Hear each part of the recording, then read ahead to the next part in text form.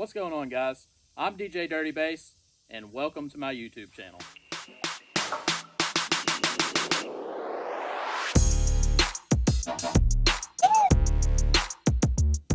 So today we're going to do a system walkthrough on my bass build.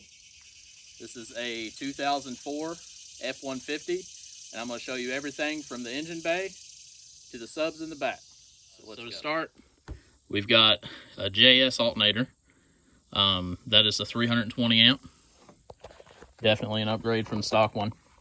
I have all down for sound 1/0. So I've got my upgraded charge wire here that goes into the plug. And then from the plug, I have the power wire that goes to my fuse block up here that goes to the back batteries.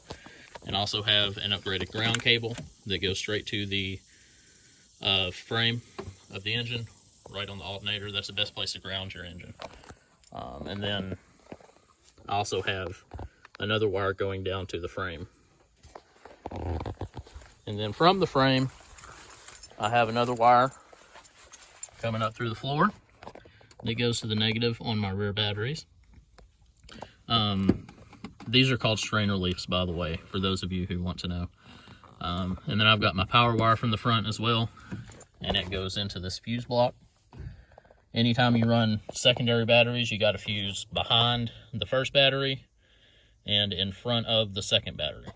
So in the rear, I have 3 AGM batteries. This one is an excess power.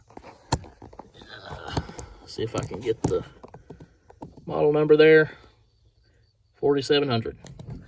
I originally bought this for my car, but I had deer, wrecked my car, so now it's in here. The other 2 are, I want to say Optimas, maybe not, correct me if I'm wrong, but those are second life batteries. I traded a subwoofer box and one of my flash drives for them. My wiring isn't the neatest, but on my highs, I have a SKM 400.4D. This is a Class D amp, but it is full range, so I'm using it for my door speakers. I got it because it was the cheapest one that I could find. I've never had an issue out of skar amps, so that's why I went with that. In the doors, I have down for sound SFX 6.5s, 2 per door right now. Eventually I'm gonna have 4, so 1, 2, 3, and then 4. And then I'll hook up, I've only got 2 channels hooked up on this amp. I'll hook up the other channels, and maybe eventually I'll upgrade to a JP amp to match my bass amp. And going to bass, this is a JP43. You can get that right there, down for sound shop. It's a 4300 watt amp, but they are underrated. And I had a Tear Amps MD 5K, and this is much louder than that amp was. So I'd say that it's pushing over 5K. And once I upgrade to lithium, it should do well over 5K. Because right now, I think at full tilt, I'm dropping to like 12.2 volts, and that's just not okay. So I will eventually upgrade to lithium, and I'm thinking probably Lycian. It's similar to C-Max, a little cheaper. I think you can build a 85 amp hour bank for less than $700 right now. So that's probably what I'll go with. But JP43 on bass. And then these are my subs. They're skar EVL15s. Got 4 of them. They're wired to 1 ohm on that 43.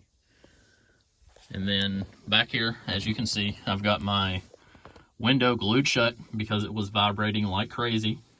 That I glued it with Loctite PL3X, and it's not made a sound since. I got some foam in my roof. Even though it's there, it still leaks. So my speaker box, if you can see, is swelling up a little bit. I have 2 6-inch arrows. I know that's not enough port space, but it sounds decent right now.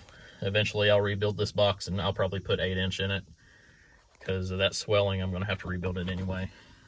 It is bolted to where the seat would normally bolt in, so that the back doesn't flex like crazy. before I did that, it was flexing like crazy. And then of course I'm on a platform here so that I can fit my batteries and everything underneath. While we're over here, my head unit is a Kenwood KMM BT332U.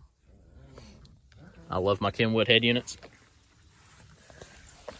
I love my single den head units. I've never had an issue out of Kenwood head units.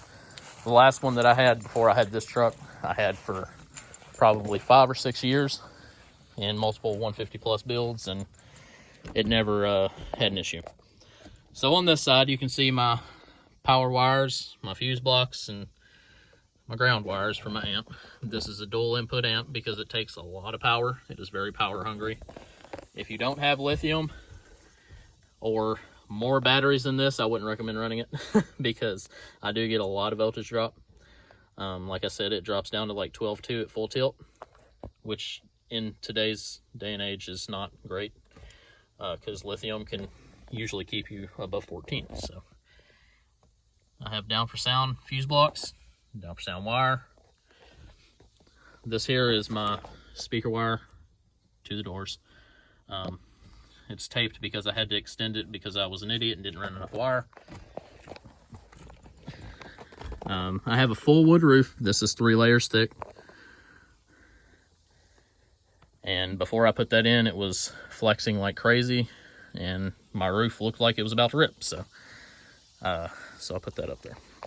And then whenever I did that, I had to replace my cab lights. So I've got, let's see if I can get them turned on here. There we go. So I've got LED strips up here for my interior lighting.